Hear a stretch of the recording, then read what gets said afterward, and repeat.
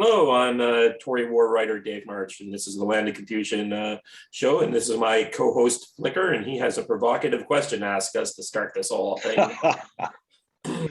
Well, it's not really provocative so much as I'm just wondering, how many dentists do we have as members of Ricochet? Because I don't think we have lots of doctors and lots of lawyers. We have concrete estimators and builders. We probably have some landscapers, but I don't recall anyone saying that they're a dentist. And I'm just wondering if that's because they're covert about it, or if dentists just don't like Ricochet or haven't run into it. Yeah, 2 out of 3 dentists do not recommend Ricochet for your teeth. Right. So you don't know of any? I can't think of off the top of my head, but I wouldn't be surprised if 1 or 2 hasn't crossed the path, but that does seem to be not something that they feel the need to throw in your face that I'm a dentist versus the doctors. Maybe the dentists are too busy working on the golf courses to worry about writing long, angry posts on Ricochet. Right. Well, I haven't actually run into too many dentists since Hangover came out, the movie. Okay. Remember, there was one guy who said, "I'm a doctor," and he would always say, "I'm a doctor, I'm a doctor," and everyone else would say, "I know you. You're not a doctor. You're a dentist." Yeah. They get to do all they are a type of doctor, but not like very rare. You wouldn't want to do an open heart surgery, but yeah, they can save your life with something going wrong with your teeth, I guess. Yeah. So I guess nobody on Ricochet has recommended Ricochet to their dentists. True. Yeah, well, I find it's hard recommending things like Ricochet to people unless they're like conservatives already in the looking for an alternative. I've given a couple memberships away over the years, and most of the people, they just don't use them. Yeah, I recommended Ricochet to my eye doctor because he said, "Oh, the NSA already knows all about me. I'm on Whatafinger," or something like that. Okay. And I said, "Well, try." I wrote this down. Wrote ricochet.com, and I don't think he's ever joined. But it takes a certain kind of personality to really want to either lurk or engage on Ricochet. I find not just anyone who wants to just mouth off on the internet can do it somewhere else, but it takes a certain personality to stick around and argue on it. Though I haven't been arguing too much lately because I'm a Russian stooge, apparently. Yeah, I commented on that just before they shut down Stina's post. I didn't see. I didn't even get into Stina's post. I was just looking at some of the others. I know my own things, and I was like, I just cannot. I do not have the bandwidth to argue with people who are so fixated in their ways. It's like. Well, I commented that there are that people who, I don't remember exactly how I phrased it, but there are people who consider other people to be Putin stooges, and the Putin stooges consider the first group to be Biden stooges. And that seems like, I'm sure there are most of the people on Ricochet fall in the middle someplace, but yeah, I just thought that was an interesting dichotomy. Yeah. Well, for me, it's more like, look, I understand what's happening a lot better than a lot of other people. Even like we brought in the guys for the Ricochet for that meeting on what was happening. It was just sort of like, oh wow, everyone doesn't actually understand what's happening here because they're either being hit by like war level propaganda, and then we naturally want to band up because Russia is the bad guy attacking the poor Ukrainians, but we don't want to talk about the fact that in the lead up to the last 8 years, the Ukrainians themselves have been engaged in a brutal civil war where the Russians are bailing out one side who's basically the Palestinians of the issue. But the biggest problem I'm seeing is that for me, it's like, it's so much of our side is talking like Chamberlain and the French prime minister in 1940. Right before Hitler comes in and conquers France. And what does that mean? Does that mean that they're just they're accepting they're accepting the spoken word as literally true with unquestioningly? Is that Some of that is our side, but we're just believing our own propaganda. We're believing we're doing so well, and it's like the fact is, the United States, the Russians have been prepping for this conflict for at least since 2014. So we threw all our sanctions at them, but we threw all our sanctions at them in 2014, so they knew how to react. So when we hit them with a bunch of sanctions, like I follow Marco Rubio's Twitter feed, and it's like something in a fantasy zone. It's like, people don't understand. Putin actually doesn't have to cheat to win his elections. To the Russian people, he's the Russian FDR.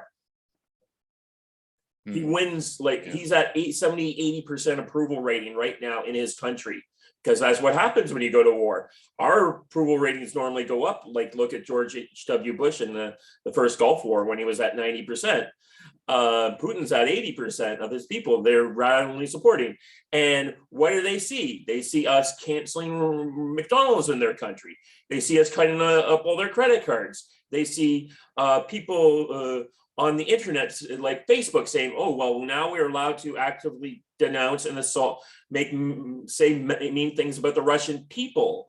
Dang, you're allowed to say kill them on yeah, and it's Instagram. Like, so all these special rules, and the people in Russian don't take it as you're going after Putin. They take it personally. I follow a few people who are on Russian TV, and they said, and one guy's a guy from the West, and he says, you know what's what's on Russian TV every night? There's some student who got kicked out of college halfway through his year, talking about how he's stuck back home in Russia and was forcibly deported out of his university. And so every bad thing the Russians have ever thought about us are now they're thinking about us. Well, why are they doing that? I mean, let me just back up and say, I've been under the impression that there were U.S. sponsored covert bio labs in Ukraine. Yeah, right. Since for years now. It's been understood, and they're just about as honest and ethical as the U.S. dealings with the Wuhan Institute of Virology. But why is it that So there's a lot going on, and I first kind of figured out that there's really more to this invasion than, well, actually back during the run up to it, when Biden was saying they're going to attack. I'm telling you, they're going to attack. Well, for a bunch of people, we kept thinking they were going to attack. We sure did not react like people would normally. So if you think that Russia is going to invade your country, you don't move your entire army against the Donbass so it could get trapped, which is what's happened. Well, you move your troops to defend your border. Well, I think that maybe there was a conventional wisdom. It seems a little bit silly, but a conventional wisdom, even in Ukraine, that he was just going to take the Donbass. Yeah. But I started to really wonder what's going on when it turned out that George Soros and Hillary Clinton and Joe Biden were all just crucified. Well, I shouldn't use that word, but were pillaring Putin. And I'm thinking, wait a minute, which side am I on here? Am I really on the globalist side? Am I really on the corrupt Hillary Clinton? Hillary Clinton did more for Russia and received more in return than I think any modern statesman or president. From Russia, yeah, probably. Yeah, and from the Ukraine, actually. Yeah. So anyway, that's when I started to question it. But for me, it's more like, look, Russia's ready in a way we're not. We have spent the last 20 years fighting Afghanis and Iraqis in insurgencies. Russia has been running yearly war game exercises involving hundreds of thousands of men and all the aircraft flying all at the same time. We haven't done that in forever, and we're not doing that now. We're still more concerned about teaching our soldiers critical race theory than we are about prepping them for war with a country that does that. So all these people are saying, we need to put a no-fly zone over Ukraine. Well, a no-fly zone involves bombing Russian targets, not just saying your airplanes can't fly. It means going against their anti-airplane defenses and all that. And the Russians actually have moved all their anti-aircraft missile systems right up into the edge of the Polish and Romanian borders. So the minute any of our these planes that maybe come across, they're going to get blown out of the sky. And the fact is that we haven't fought. We've spent our time fighting people who don't have anti-missile defenses, who don't have jet fighter planes, who don't exercise them regularly, who don't do all these things. And if we go up, we're going to get slaughtered. Well, two questions. One is, where did you get? One question is about the tires on the convoy, and the first question is, where did you just get this information from? It's just everything. It's information that I've known for years. I remember in 2013, I was at a wargaming conference with the head of the German armed wargaming thing, and I said to him, a lot of people are going to die before we get this thing straight. And he said yes. And he said, what thing straight? We have this arrogance and a understanding and a belief, self-confidence that we no longer deserve, because the United States thought it was in that global unipolar moment where we could just export democracy to the world. Well, that moment has slipped away because China is now as big in its economy as the United States. Russia. So here's something. Did you know that Ukraine supplies about 19% of the world's wheat supply? I think I read something like that. And Russia controls another 39%. Who does? Russia controls the next 40%. Yeah. There's going to be no harvest this war started in February, March and April, the planting season. So there's going to be no harvest in Ukraine this year. So 1/5 of the world's wheat supply has just exited the market because the Russians blew up a lot of the diesel that was used to that, because the Ukrainians needed that diesel to run their army. So the Russians blew it up. Right. And who controls 40% of all the nitrates we use to make our fertilizer? Which has already gone, 400% increase or 300% increase? Russia. Yeah. So we unleashed huge sanction weapons, but we were not prepared for the fact that Russia spent spent years preparing for this. And yes, they are taking an economic hit, but we have not spent years preparing for this. We just assumed it would work. And it just reminds me so much of what I said earlier about France in 1940 and the British in 1940. They were just so complacent, and then they were not ready for when the Germans came through, sliced their army apart, and suddenly the British were retreating off at Dunkirk, and the French are surrendering 6 weeks later. But what you're saying is so stupid. What you're saying is stupid, but it honestly, I don't know, but it sure as heck looks like that this is a fabricated war. Biden and Putin are on the same side. Oh, no, I would not say that. Okay, why not? I think Biden is the last person representing the last president of the old order, the unipolar world of the United States, and they're going through the motions. One guy said, you know what? The problem is that the United States is currently being run, especially by the Democrats, by people who grew up watching The West Wing and think that's how politics works. Oh. So we just have a bunch of people who are completely clueless, who've never really had anything. All these decisions are made by people who've never had to deal with the real world. They're used to living in Washington, D.C. And they're not used to having people like Putin, who's going to be standing across from them and said, I killed half my enemies last week. Well, what's going on with Biden?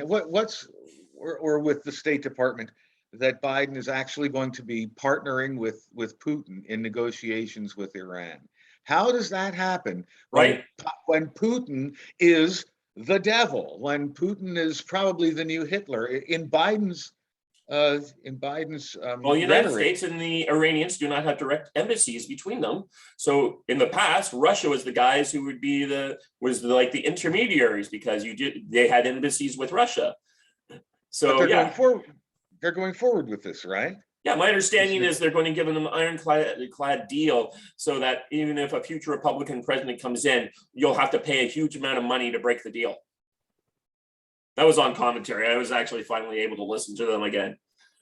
So who's going to pay a fortune to break the deal? The U.S. U.S. There will be some sort of legal international judiciary thing where, kind of like when you go to whenever America decides to increase the softwood lumber rates against Canada, there's a NAFTA body that you have to argue with. Yeah, an arbitration, in other words. Yeah, so there's some sort of arbitration mechanism that's being set up. Yeah. So if some future Republican or even Democrat president wants to, or any other political party, who knows what we'll be dealing with in 10 years, decides to break the deal, they have to pay a fortune to the Iranians, and there'll probably be like money guaranteed in a bank somewhere. As we just saw that the United States seized a bunch of bank accounts from international bodies. You know how much damage that did to the West in the United States when they did that? No, I don't. I mean, well, every other country in the world is going to say, well, you just stole the Russians' money because you. Oh yeah, okay. As a matter of trust. With them, and you're not at war with them. It's one thing if we were at war with Russia and seized the bank accounts. That's usually the first thing you do. But after raising taxes, we did it when we weren't at war. So what's the next excuse going to be?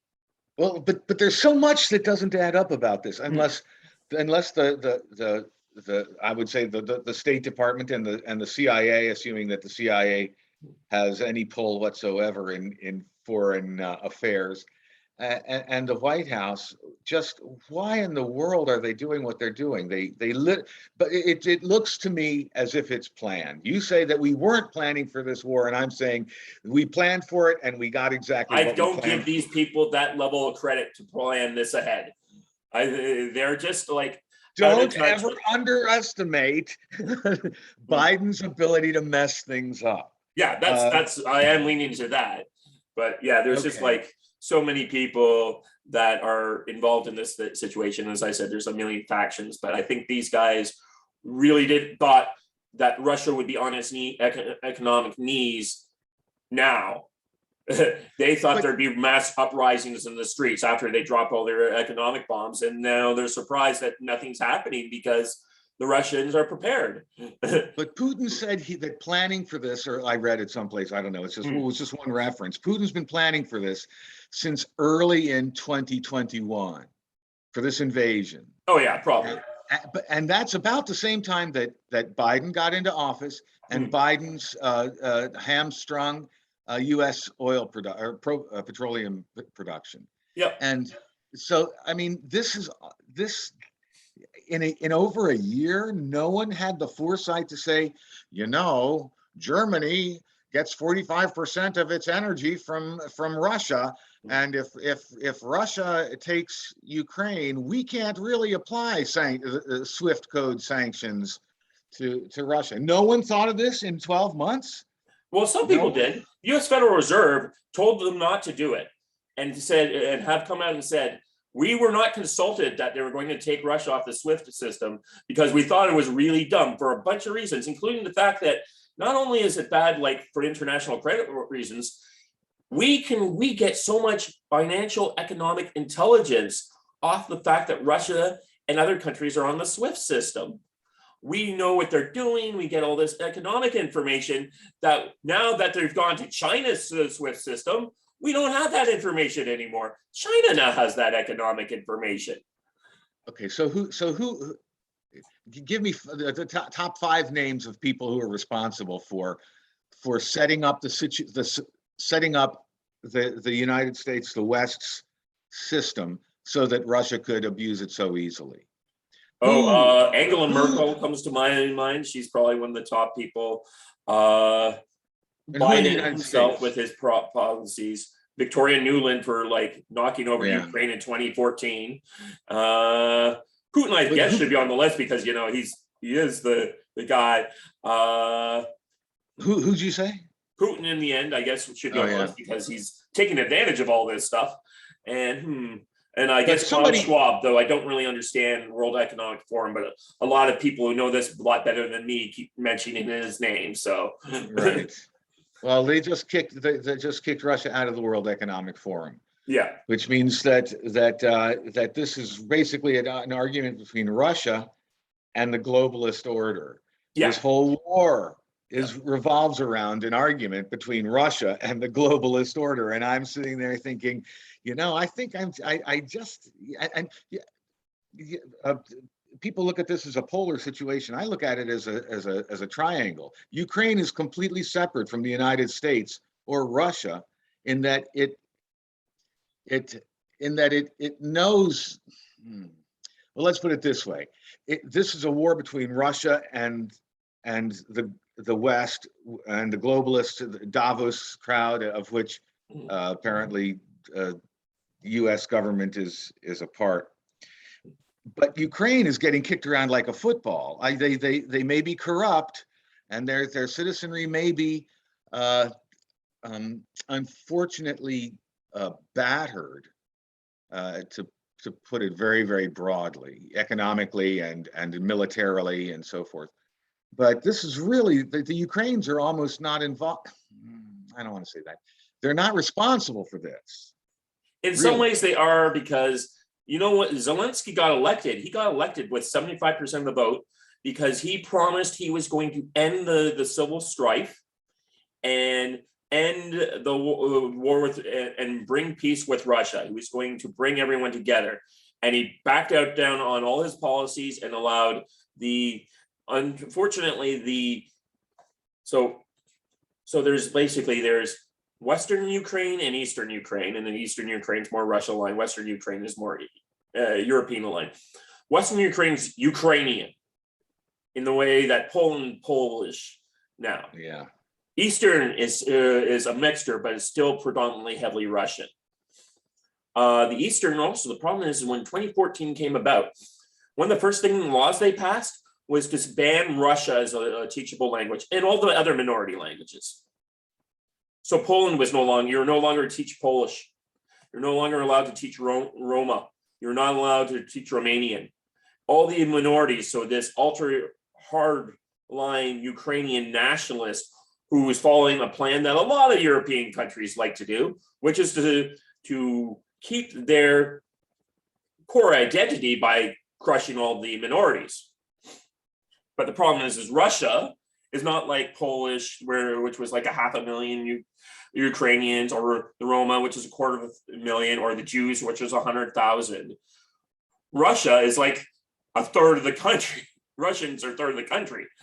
So like those people are not going to stand by and allow these hardline Ukrainians to basically make them into Ukrainians. So why didn't Zelensky follow through on his word? Well, he tried. He was working with Trump to try to help him out a bit, and they were trying to do that. He was working with it, but when Trump gets out of office, he really goes in. He feels his need to go all in on the Democrat thing, and of course, who comes back into power when Biden becomes president? But Victoria Nuland, who is basically the architect of all of this evil. So Ukraine is basically making it a choice between East and West, between Russia and that's usually what's been happening. And the EU. Yeah, and the EU, and that's but they can't just make a choice, because both Russia and the EU, or the NATO, or the West in general, or the Davos set, they're both actively seeking domination of Ukraine. Yeah, it's sort of like a couple that are fighting over their only child at a divorce. And I think the situation is that it used to be Ukraine's best interest was to do what Austria had historically done, or Finland now does, or Sweden, which is to be neutral and like get money from both sides, like Yugoslavia did back in the day. And that was actually what was happening up until 2014. You would have like a Western leader come in and you make it go with the EU for a while, and then more often like the guy who was pro-Russian was not pro-Russian. He was just more like, I got to keep my conservative party over here happy, Yeah. But people don't understand. Like, here's a description of what happened in Ukraine in 2014. The democracy did not just happen. The majority political party was the Party of Regents, which was dissolved. Here's a description of what I could describe to people about what happened in Ukraine in 2014. So Trump, it's 2016. Trump is elected president of the United States. There's a coup, and Trump is arrested and flees to like Texas. And then a bunch of red states in the South succeed because then the Democrat coup leaders disband the Republican Party and arrest the leadership, and then seize control of Fox News and start putting out Western propaganda. That's what happened in 2014 in Ukraine. And that's why Donetsk and the Russian republics in Luhansk revolted.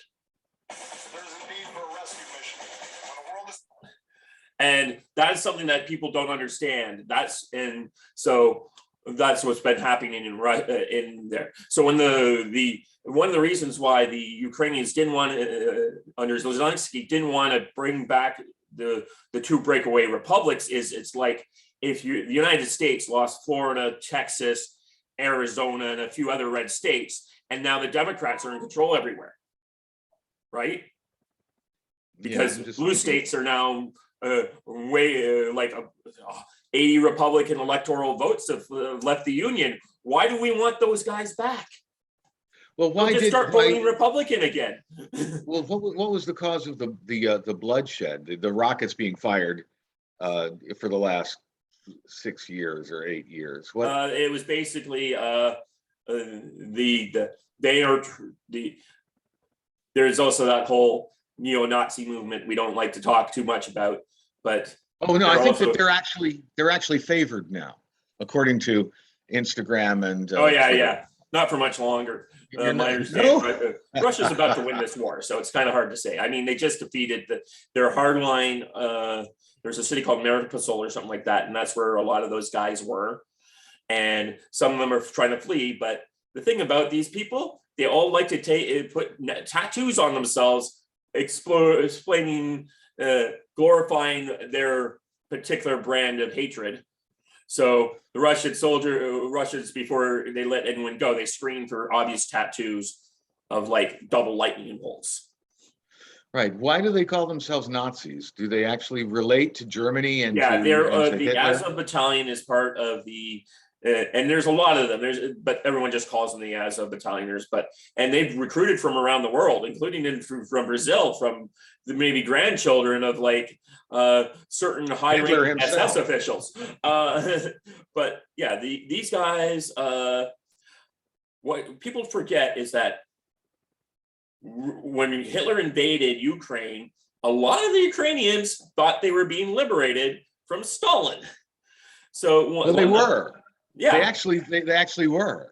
So a lot of these guys ended up like one of the largest contingents of the SS were Ukrainian units.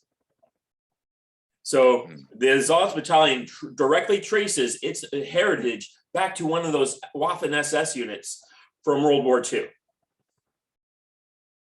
Now, they're not like a big part of the population, it's maybe 10%, but like their leader of that force was called a guy named Banderista or something like that.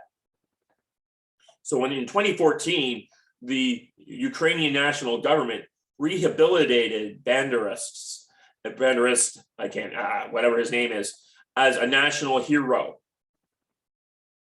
One of the things he did was he led after World War II ended, he led a guerrilla army in Ukraine for 2 years. That doesn't get a lot of coverage because, the Soviets weren't talking about that kind of stuff. They don't want anyone in the West to know there was like armed insurgency in Ukraine from between 46 and 47.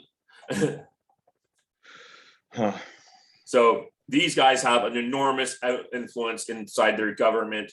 So, and in their military, and that they're like maybe 10% of the population, but much like other people like Hitler and his guys in the past, they have an outside influence because they're more than willing to go in the streets and take 50 of their opposition members and throw them in a church like they did in Odessa and burn it to the ground while people were inside. When you have people who are willing to throw you, when you go down to protest and there's another group of people who are going to burn you alive in your building, and the police are going to do nothing to stop them, you're not going to go down and protest against them, are you? I can't think of one person that I know that would volunteer for that. Right. So that's what. So Ukraine, like that, when all the propaganda is like, well, Zelensky's a Jew. Why is that? And I'm like, look, he was elected by. I'm pretty sure the Azov Battalion did not vote for Zelensky, but they do have like. These units are actually integrated into the Ukrainian army. It would be like the freaking Ku Klux Klan having actual army brigades in the United States Army. That's how bad it is in Ukraine. Yeah. But you mentioned that to people, and they're like, it's like, you're buying Russian agitprop. I'm like, dude, you magazines that are prominent conservative magazines. We're talking about this problem right up until 2021, right up until the day the war started. So from that, just from an internal perspective, what do you think Ukraine's? Forget about the military, because I really actually let me just go back. Do you see a solution? My second question is, do you see a solution for Ukraine to unify and or become pacific within its original borders if Russia were to withdraw? And but the first question, my first question is that convoy stalled, or is it waiting? Is it stalled because of bad tires and no fuel, or is it, and no food perhaps, or is it just waiting? Apparently dispersed earlier today. Oh, really? My understanding is the belief. It went back the way it came. No, it just moved into different columns and stuff. My understanding, many people think some people think it's a humanitarian relief column. Here's something. So what? I'm sorry, you froze out. What was that? Some people say it's a humanitarian relief column. Who says that? People who know the how the Russians like to fight their wars. So what's happening is that we have a roadmap for how Russia fights its wars based on how they reacted in Syria. And what the Russians do, they don't fight wars like the United States and the West does. They're willing to take more casualties to avoid civilian casualties because they know civilian casualties makes the enemy fight harder. So when in Syria, they went to Aleppo, they surrounded the city, and they then created these humanitarian, they got the UN and other international agencies involved, and they created these humanitarian relief things so that people inside the city would leave. And once they had the city evacuated of all the civilians, then they went in and killed all the bad guys. Or in that case, they were definitely bad guys. And that's kind of how they're operating here. The people our Western, so many of our people are getting what's going on by the Russian army is wrong. They have been thinking that they're like, why hasn't he taken Kiev? Why hasn't he taken all these cities? And it's like, they don't want to control the cities. That's not how the Russians are fighting this war. They are in one ways being like gangsters. So they've surrounded the entire Ukrainian army in the Eastern Donbass, which is basically the bulk of their army.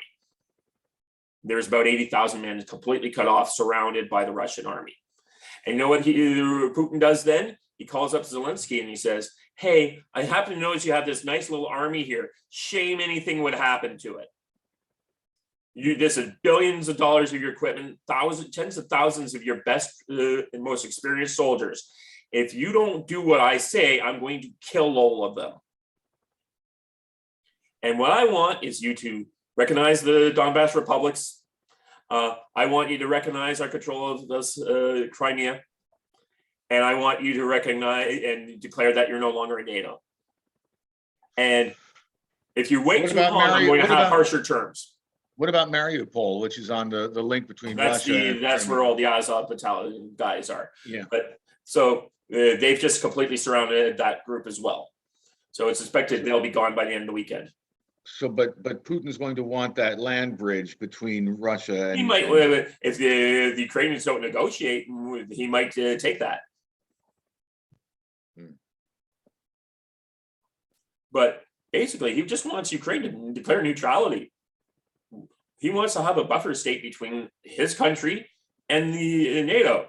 And NATO should also want a buffer state between us and Russia. It would work win-win for both of us. But that brings us back to one of the original questions, which is, did Putin invade because Biden told China, leaked to China, to Russia, that Ukraine was about to join NATO? And the context, I think the artificial context was that, oh, please, China, make sure you get Russia to not invade Ukraine when Ukraine joins NATO. Right. That seems to be the actual trigger for all this. There does seem to be something to that effect, that certainly Putin was tired of having basically a pro this nationalist force that was hostile to Russia being created in Ukraine. So an a country that believes in the destruction of Russia is being formulated as part of NATO. And it certainly is, some people have speculated, and from my hearing, is that they were going to de facto it. They're going to so sufficiently arm up Ukraine that when they unilaterally declared they were in NATO, Russia would have to accept it because, that. So yeah, it's entirely possible. I'm not too sure if Biden leaked it, hoping he wouldn't notice, or just people. I think it was more like, why is my connection unstable? How freaking hard am I? I don't think I got the last of that sentence. Why? I was complaining about my internet connection. Yeah, but yeah, I do think that there was kind of a de facto assumption that Russia is starting to come to the point where it's like, if we don't do this now, we'll never get a chance. So you don't. So you're willing to tentatively accept that Biden or the State Department was the trigger for Putin moving when he did. But that you're saying that it was just sort of incompetence. Or I'm inferring that. I think they were encouraging the Ukrainian army to attack the Donbass in a decisive operation. That's why all the troops were there. And the Russians said, hell no. We're not going to let this stand. So NATO or the West was encouraging Ukraine, was enacting taking a provocative posture that Russia reacted to. Yeah, I think here's something we got to remember. One of the reasons why Ukraine wasn't going to be allowed into NATO is because there was these two stupid republics that were semi-independent. Right. So why would they even have said that? Why would the State Department even? Why would everybody? I think even Kamala Harris and Biden and Newland all said in years past that Ukraine should be a part of NATO and will be a part of NATO. Will be. Yeah. So because they didn't think Russia would do this. Why would NATO or any Westerners say that Ukraine is going to join NATO if they hadn't yet shown the ability to come up to the NATO standards? Because a lot of what is the purpose of NATO? Well, the purpose of NATO, there's the stated purpose and the actual purpose, but the actual purpose is to push Russia back, to isolate Russia and to dominate Russia. I think the stated purpose is to defend Western Europe from Soviet aggression. Right. Am I right? Yeah, that is the stated purpose. Of course, there's no Soviet Union to threaten it, be aggressive by it. anymore. But yeah, one of the things that people say is the purpose of NATO is to provide Raytheon and other defense contractors a source of revenue. So every country that joins has to now get rearmed by Western contractors. Well, that's that for the last month or so, I've been thinking about that, and I just don't know enough about it to say this is largely a war provoked in order to feed the military-industrial complex. I know so little about that. Yeah, I don't think that's really what's going on there. I mean, that's one reason to get Ukraine into NATO would be to help the military-industrial complex. But I don't think this is why this war kind of happened. I just think in the end, they thought they could, that Russia would not be strong enough to react in the way they did. They just, war is something that doesn't happen in Europe anymore, is what these people think. They just didn't think Russia would go for it. And he called their bluff. Do you give any credit? Oh, sorry. Go ahead. Do you give any credit to the idea that the Russian army really hasn't flexed its military muscle in so long that its equipment is in a state of disrepair, whether it's that's all crap. Almost all these images of stuff coming in from supposedly Russian equipment is usually Ukrainian. All this like tanks and all the salvage stuff is usually like Ukrainian. It's usually debunked by 4chan trolls in like 48 hours, like the ghost of Kiev. Like the Russians still practice conscription. So that means almost every Russian man has been through their armed forces if they are qualified. And that means they have a good idea what is in and not in their army's inventory. And a lot of them are just saying, look, we scrapped those T-72 chassis a long time ago, but we know the Ukrainians still use them. So I'm thinking about the state of disrepair due to corruption of the Russian. No, the corruption in the Russian army is no longer a thing. It used to be that was a bigger thing. I wrote a war game, and one of the things I took it based off Russia invading Poland, and at the time, far off future year of 2020, I wrote the game in 2014. And corruption used to be a much bigger problem. That's not a problem in the Russian army now. Like I said during our Ukrainian podcast before, I don't think the Russians have some of the levels of equipment that will allow them to do an advanced rate of advance. Like they don't have the tank haulers that the United States has, so you can move like the battlefield's here. We fight the battle. We put all the tanks on the tank haulers. The tank haulers take us to the next battle. I don't think the Russians have a lot of that, if they have any. They don't have a lot of the specialized equipment that comes from being a Western army with a lot of equipment. But I don't think the Russians are suffering from corruption the way that they used to 5-6 years ago. And we have plenty of evidence of this. Just go look at what was happening in Syria. They've spent the last 20 years modernizing up their military, actually 30 years modernizing and increasing their military capabilities. I mean, we have that one ridiculous thing where the Ukrainian ambassador to the UN read out this supposed message from a captured Russian dead soldier on his cell phone. And I knew that was garbage because there's no Russian soldiers in the theater of war with a cell phone. You know what will happen to you if you have if you're a Russian soldier and your sergeant finds you having a cell, or your teammates find you have a cell phone in an active theater? They make you turn it off? They beat the hell out of you, and then they take your cell phone and they nail gun it to the nearest wall. And if you're lucky, they don't nail gun your hand to the nearest wall. Well, so there's no way that some Russian soldier was tweeting back to home to his mother. That was like, we're dealing with people who don't react in that way. The Russian soldier is no longer, so there's two types of Russian soldiers. You have the conscription level soldiers, and you have the professional long form. So you go through your thing, and then the Russians will pay you a very good wage to stay on as a professional soldier on basically a 20-year contract. A 20 what? 20-year contract. So the Oh, Russians have like a really good army that they use like in Syria, and they're using the Ukrainian invasion force. And then, yeah. yeah, my internet's being weird. And, And then and they they have actually like the conscription army that they use in the rear areas. well, that's going to be my question. Do they really send in their conscription military first? No, I As don't if think so.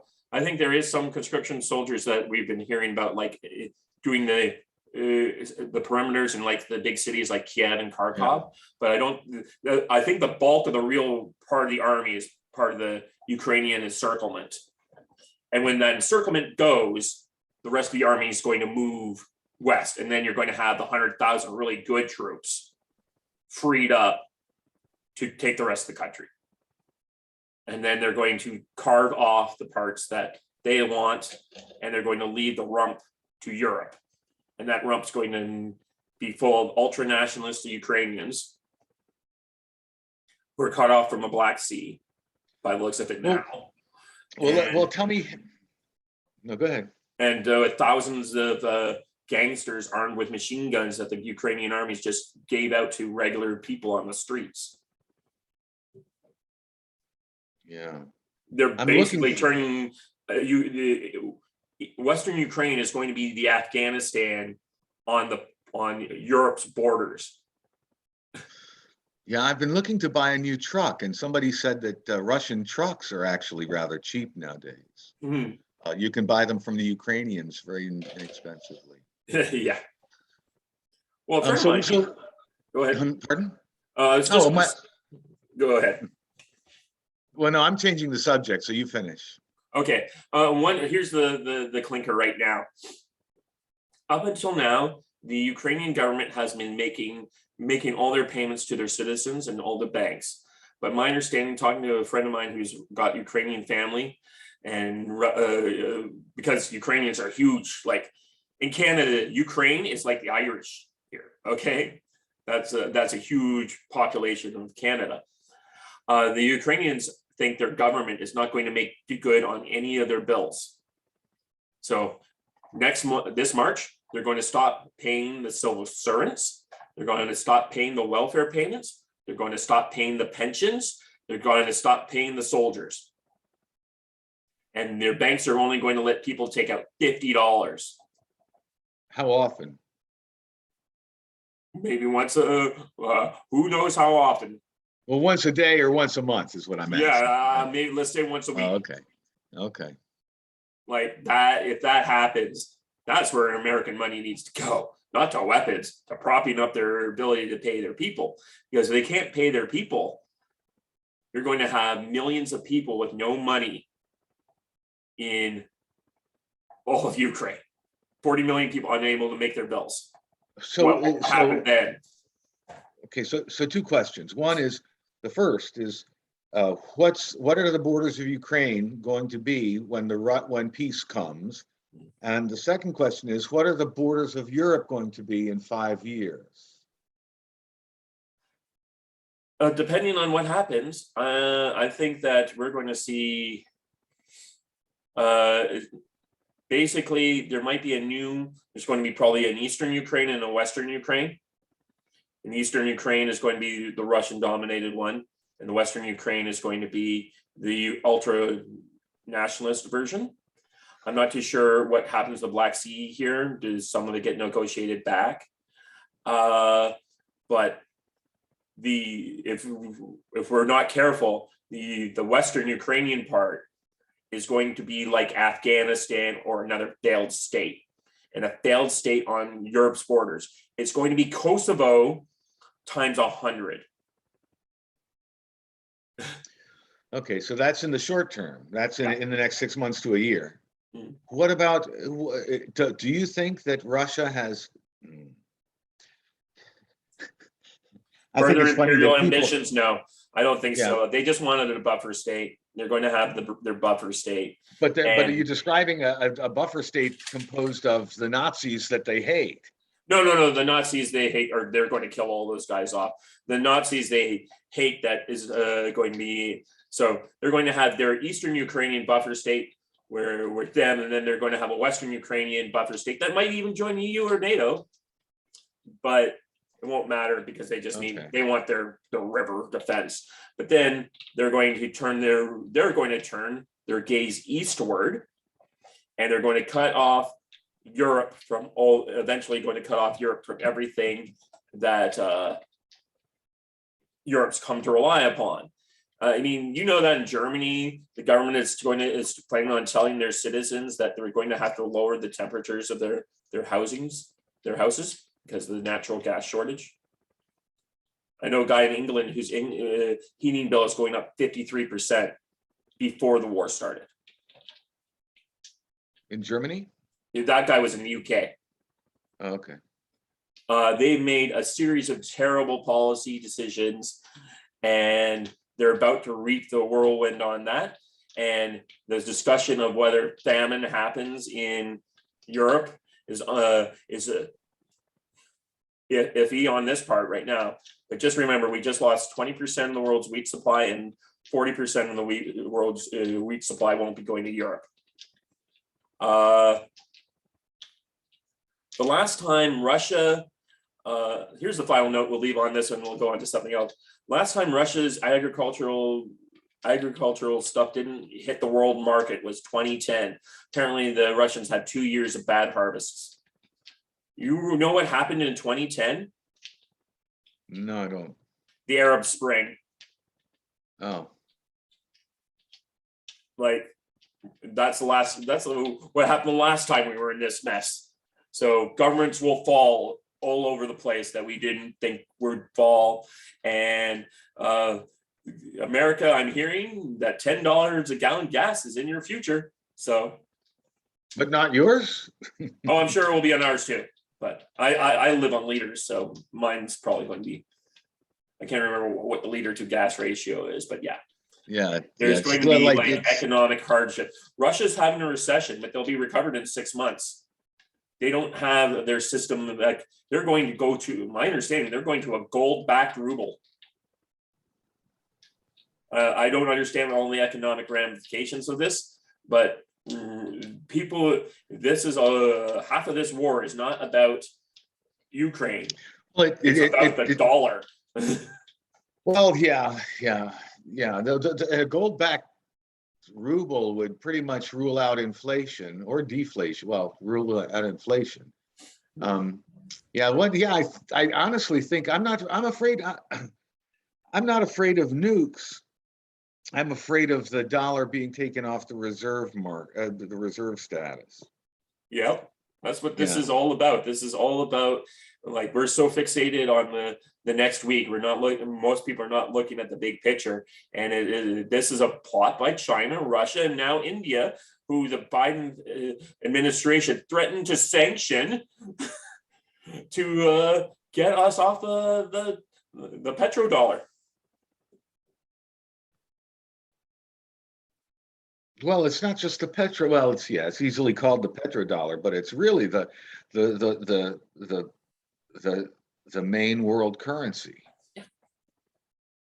And the thing is that status is what is giving it its value. It's keeping it its value even as it's inflating out of sight. Right. So China, I heard 2 years ago or 3 years ago that China was thinking of going to a gold yuan. And that's when I heard recently that Russia was thinking about a gold-backed ruble. I mean, they're going to have stability between the ruble and the yuan in perpetuity. A very stable currency standard. Right. And I think that's going to make everyone ask, why should we have dollars? Mm-hmm. Yeah. And that's what it's brilliant too. It's really brilliant. Oh, yeah. I'm not pro Xi or pro Putin, but what we just discussed is really quite brilliant. Yeah, it is. Even if it's just a 100th of a gram per ruble or a 1,000th of a gram per ruble, it still is stabilizing their currency. Right. And all our leaders don't seem to get coming down the pike. There's a few people, my understanding, there is a few people in the United States that are smartening up to it, and they all live on a certain street in New York that starts with a wall. They're starting to realize, oh my God, these other people are going to do this to us, and we can't let this happen. So we'll see if they can stop it. But there's like a lot, yeah. They kind of were going along, and now they're realizing that it's their money that's on the line too. So, and I don't think like the head of Chase Bank and all those guys want to suddenly take second fiddle to guys in Hong Kong. How long has this been? It's been an hour now. Mm-hmm. We've talked for just about an hour on all the idiocy that is going on in the U.S. government, from the poor withdrawal from Afghanistan to poor planning for a Russian invasion to actually stimulate or provoking Russia into timing the attack, mm-hmm.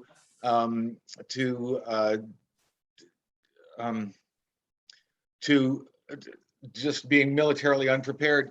All these things are, and of course, cutting U.S. petroleum production, and just setting the stage for a real U.S. And forcing Russia into China's arms, so to speak. Not that Russia was. I'm sure that there's going to be arms distance anyway, but. I think we had a chance. I've been listening to a few people, and they said, you know what would have made the difference is that in the 1990s, if we had released a Marshall Plan style into Eastern Europe and into Russia, and really helped them integrate into the West. Yeah. Some people think they have unlimited control on you.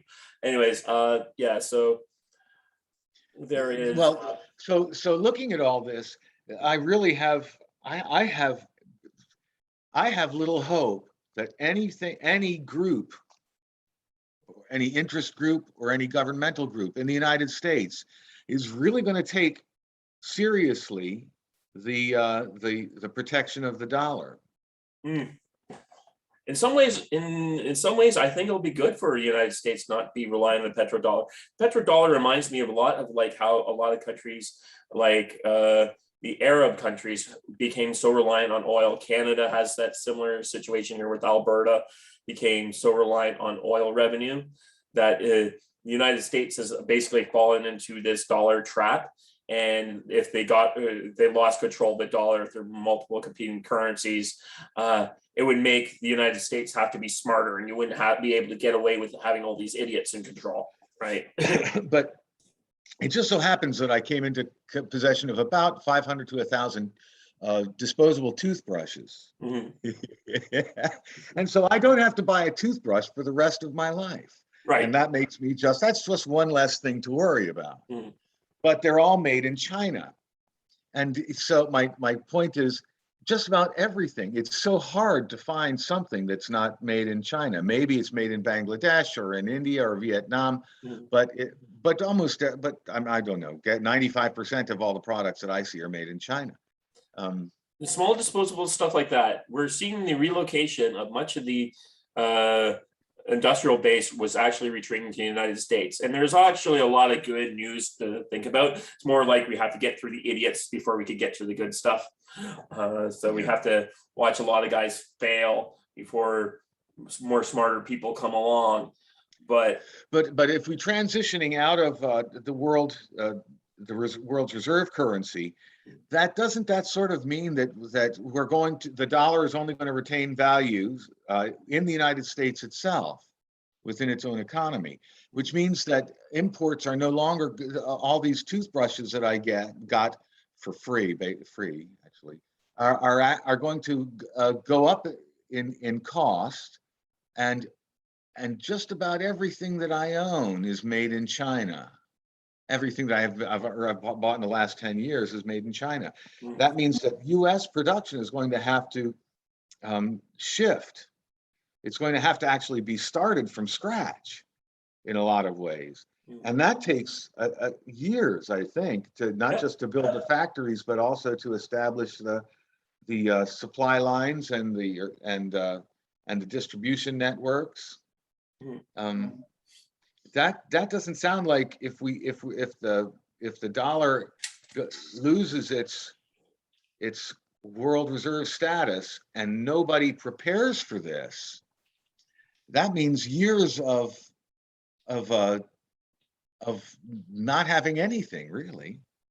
Yeah. You know, and not replacing your toaster when it breaks, and you know it breaks within 18 months Mhm. or 2 years. That's what I guess what concerns me is that it's even if I accept that the U.S. dollar is not the world's reserve currency anymore, the United States can't stand on its own. I don't think. Tell me I'm wrong. I think the United States has a lot of advantages that are just so inherent to being the United States that there'll be lots of hardship, but you'll get through it okay in that 5 to 10 year period. But yeah, you're going to suffer a lot of 5 to 10 year period. Okay, that's longer than I was hoping.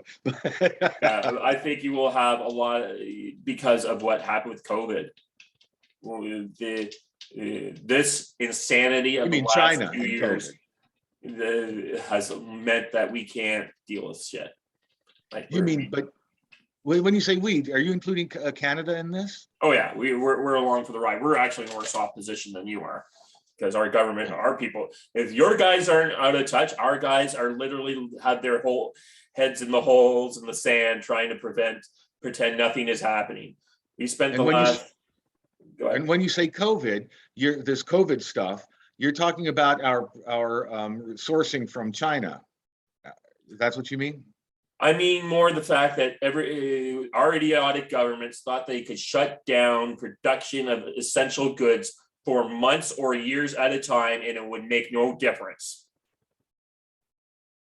in a just-in-time inventory system.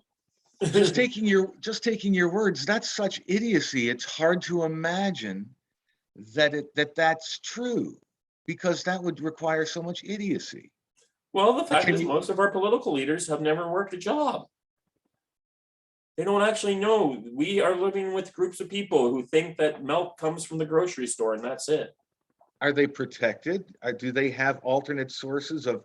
I mean, I've heard about rich people building for a couple of years now. Rich people for several years now. Rich people building bunkers in New Zealand and so forth, and having landing strips on their farms for their private jets. Are the rich? Well, what happens when your private jet can't get the flange it needs because steel's at $15 when it used to be $2? Like right. So do they have a backup though? I mean, do they have a backup plan? The people, the movers and the shakers, and because I know Swalwell, I don't know what his backup plan is. I assume it has something to do with China. Yeah.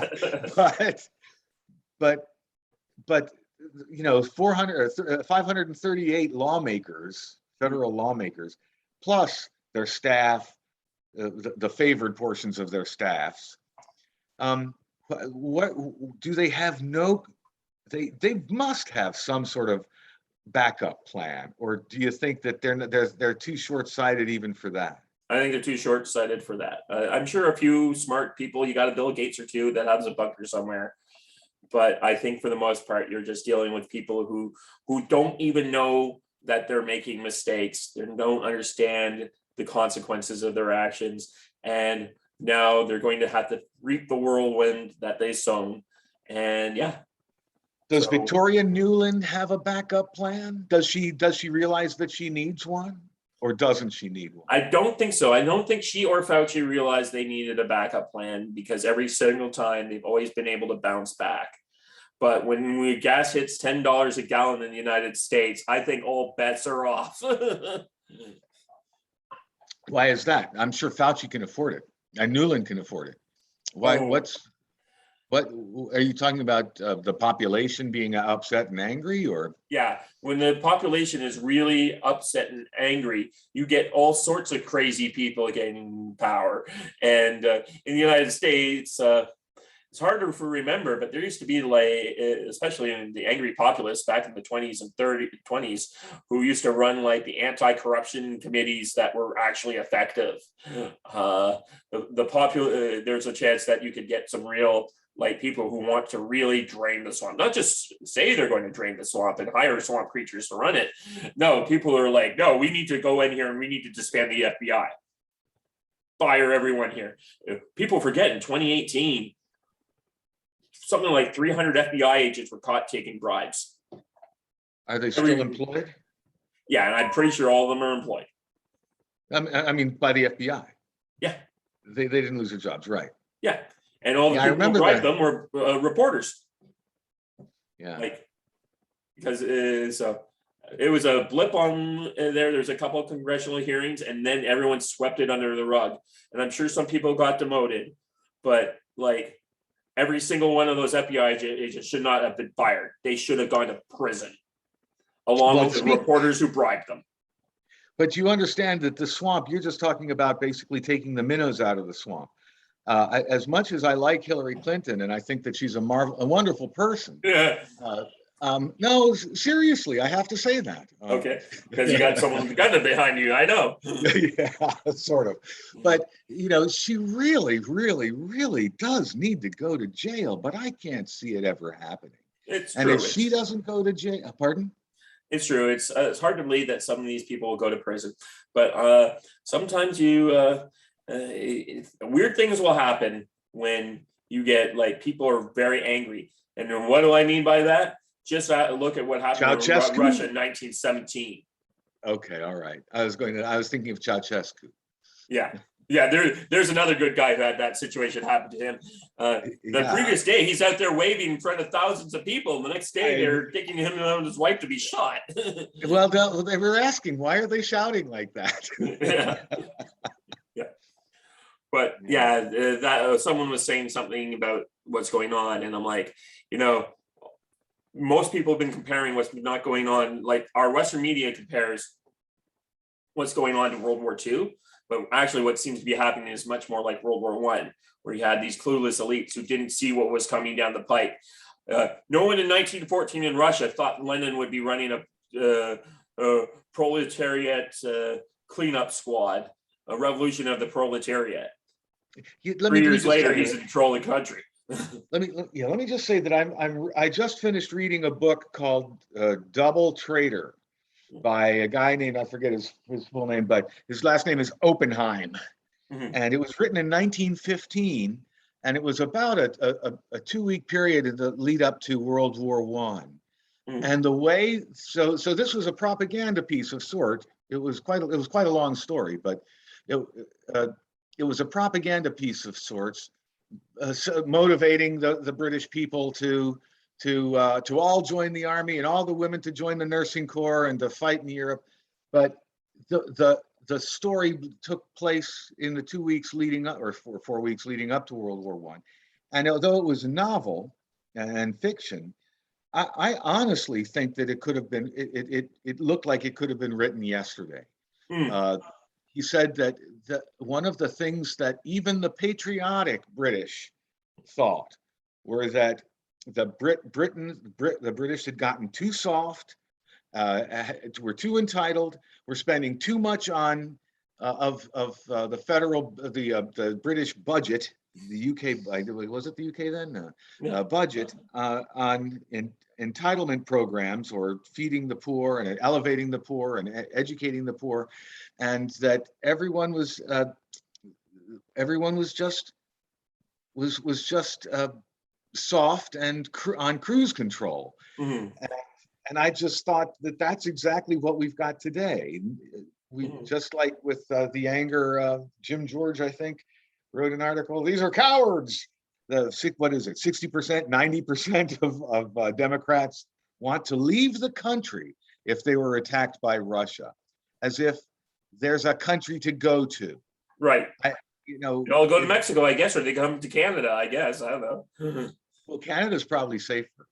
I've been reading about people that form, over the last 5 years or so, people that go to Mexico and form colonies, and they get wiped out by drug cartels because they figure, well, heck, if drugs are such a profitable thing, let's dabble in it. Yeah. And then they all get murdered. Yeah. So, well, You did say at one point you wanted to talk about your conspiracy theory. I think we touched on it. Okay. Yeah, the conspiracy theory basically is that I mean it's just 5 different pieces that don't actually join up, but Mm. that somehow this it just appears that, well, we've talked about it a bunch. I say, but they can't be that stupid, and you say, yes, they are. Well, Yeah. that's the answer to my conspiracy theory. I say they can't be this stupid. It's deliberate, and you're saying no, they're that stupid. Yeah, So that's I've that. met a lot of Canadian politicians. I was hanging out with 2 of them last night. Yeah, they can be that dumb. Okay. Yeah. Yeah. Well, so you think that 5 or 10 years and we'll be in good shape again? Yeah, I think so. I mean, things will bounce back pretty quickly. It's just a matter of like getting through the interesting time period we are in. Have you ever read anything by a guy named George Friedman?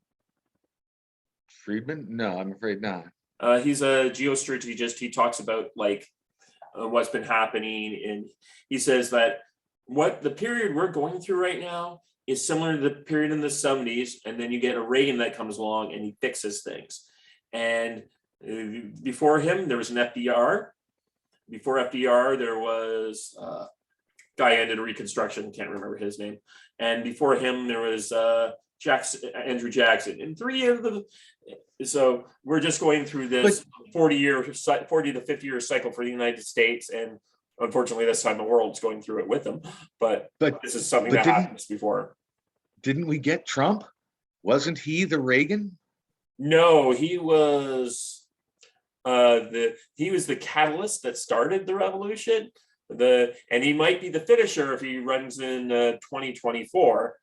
But there's Biden does look like his usual the final president of an era.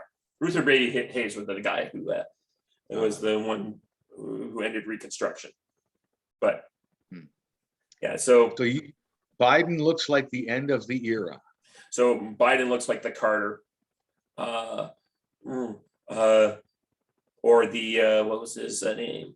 The guy who ended the Republicans in 32, Hoover, or the Hoover, or the guy who ends up like leading the country right into the Civil War and is replaced by Lincoln.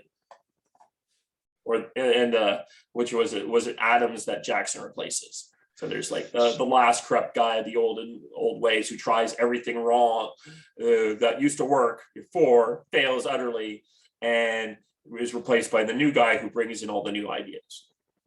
So let me ask you this: assuming, well, which is probably true, which is that all of this is longstanding, deep-seated ignorance and stupidity that gets us to where we are. And you keep referring to Biden being the last president of this era. Oh, what? Let's hope so. What? I hope so. Well, how much do we really, how much thanks should we, credit should we give to Biden for our current situation?